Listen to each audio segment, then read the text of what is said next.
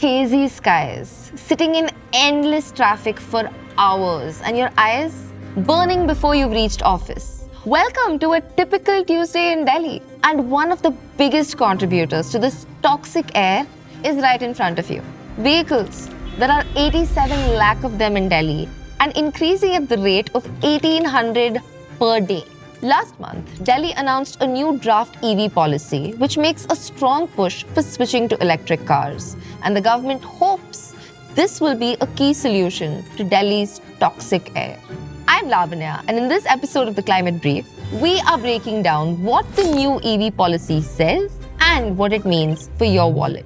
But we're also asking, is this policy truly a clean air solution? Or is it just a massive public subsidy that allows for the great replacement? Swapping petrol cars for electric private vehicles. And while moving away from fuel-guzzling vehicles is important, will it really matter if we don't move people towards public transport first?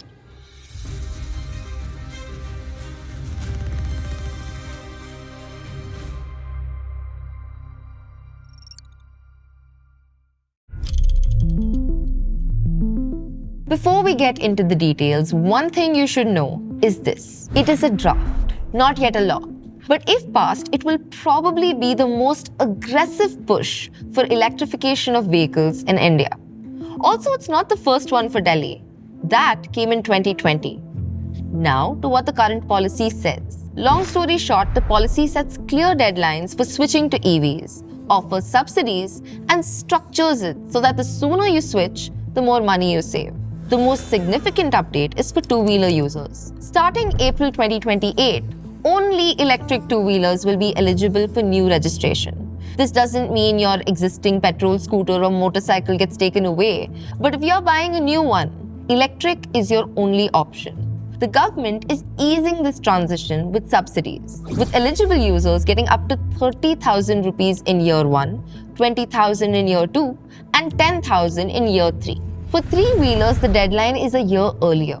Starting January 2027, only electric three-wheelers can be registered. Any new autos bought have to be electric. The subsidy follows the same pattern and goes from 50,000 rupees in year 1 all the way down to 30,000 by year 3. And if you scrap your old CNG auto, you'll get another 25,000 rupees off. For personal car owners, there is no ban on new petrol or diesel car registrations, but any electric car priced below 30 lakhs gets a full road tax and registration fee waiver until March of 2030. This covers almost the entire mass market EV segment right now. Plus, if you scrap your old petrol or diesel BS4 car, you'll get another 1 lakh rupees off on your new EV, as long as you buy it within 6 months of scrapping the old car. This benefit, however, can be availed by only the first 1 lakh buyers. Meanwhile, hybrid cars get a 50% road tax exemption with no purchase or scrapping incentive. But all of this is applicable to EVs below 30 lakhs, and those aren't the only updates. The policy mandates that every EV dealership operating in Delhi must have at least one public charging station with a minimum of 3 charging points for 2 and 3-wheelers and 2 charging points for 4-wheelers. It also sets a phase target where 10% of school bus fleets must be electric within 2 years, 20% within 3 years, and 30% by March 2030. The EV policy is a step forward from the point of view of electrification, and for a minute, let's assume that is the right goal to chase. But even in this case, policy experts have flagged a few gaps. 1. Despite all the subsidies, the 2026 draft policy shows that access to affordable loans remains a real barrier, especially for e-autos and e-taxis, where high interest rates can discourage small operators who need it most. 2.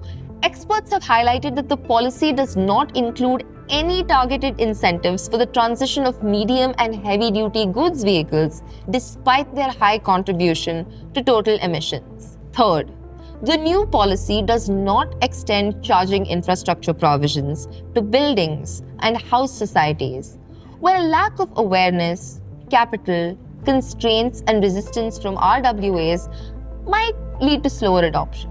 4. Though electric bicycles were mentioned in the 2020 EV policy, they are absent in the current one. India is home to 6 of the 10 most polluted cities in the world, and Delhi often sits at the top, with its pollution coming from many sources. Stubble burning in neighboring states, dust storms, industrial emissions, etc. But the biggest source of local emissions? Vehicles. Since 1994, Delhi's registered vehicle population has nearly tripled, growing at 14% per year.